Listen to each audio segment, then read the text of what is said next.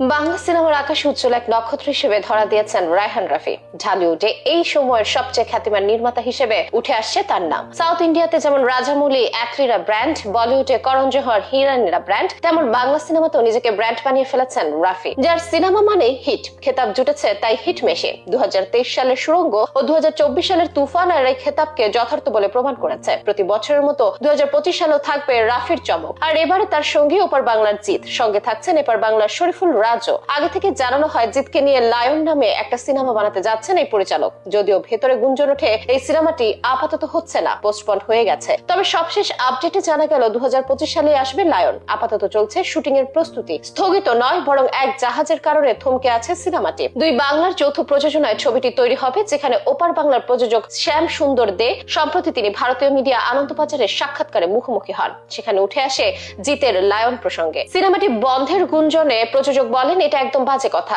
কেন ছবি বন্ধ হবে? প্রায় রোজ ছবি নিয়ে পরিচালক রায়হানের সঙ্গে কথা হচ্ছে জিতের সঙ্গেও। প্রশ্ন হচ্ছে, তাহলে কেন এরকম খবর ছড়ালো আর শুটিংই বা শুরু হচ্ছে না কেন? এমন প্রশ্নের উত্তরে শ্যাম সুন্দরের দাবি, এই ছবির জন্য একটা জাহাজ লাগবে, কারণ সিনেমাটির শুটিং সমুদ্রেই হবে বেশি, আর জাহাজ জোগাড় করাটা বেশ সময় সাপেক্ষ ও ব্যয় সাপেক্ষ। ফলে দুই দেশের প্রযোজনা সংস্থা খুঁজে দেখছে সস্তায় কোথায় জাহাজ পাওয়া যায়। তার জন্যই আপাতত সময় লাগছে। তাই এবছর শুটিং শুরু সম্ভব হয়নি, তবে আগামী বছরের শুরুর দিকে লায়নের শুটিং হবে বলে নিশ্চিত করেন তিনি। ছবি বন্ধের খবরটি একদমই গুজব বলে মত তার। শ্যাম সুন্দর আরো জানায়, জিতের বিপরীতে খলনায়ক হিসেবে দুই বাংলার প্রযোজক এবং পরিচালক 3 অভিনেতাকে বেছেছেন। তারা হলেন চঞ্চল, নিশো এবং শরীফুল রাজ। যার দেওয়া সময়ের সঙ্গে শুটিং এর সময় মিলবে তাকেই ছবিতে দেখা যাবে। যদিও শরীফুল রাজি থাকছেন বলে আভাস পাওয়া গেছে, তবে এখনো নায়িকা নির্বাচন হয়নি। কে থাকবেন জিতের বিপরীতে রোমান্স মুডে, সেটা জানা যাবে আরো কিছুদিন পর। এরই মধ্যে প্রথম দফার চিত্রনাট্য তৈরি, এবার সেটা ফের ঘষা মাজা শুরু হবে। এরপর শুটিং হবে দুই বাংলার এবং বিদেশে। এই সিনেমায় অরিজিৎ সিং এর একটা গান রাখা হবে বলেও জানান প্রযোজক। সব ঠিক থাকলে 2025 সালে ঈদুল আজহায় দুই বাংলার সিনেমা হলে হাজির হবে লায়ন। একই দিনে আসতে পারে অনন্ত জলিলের নতুন সিনেমা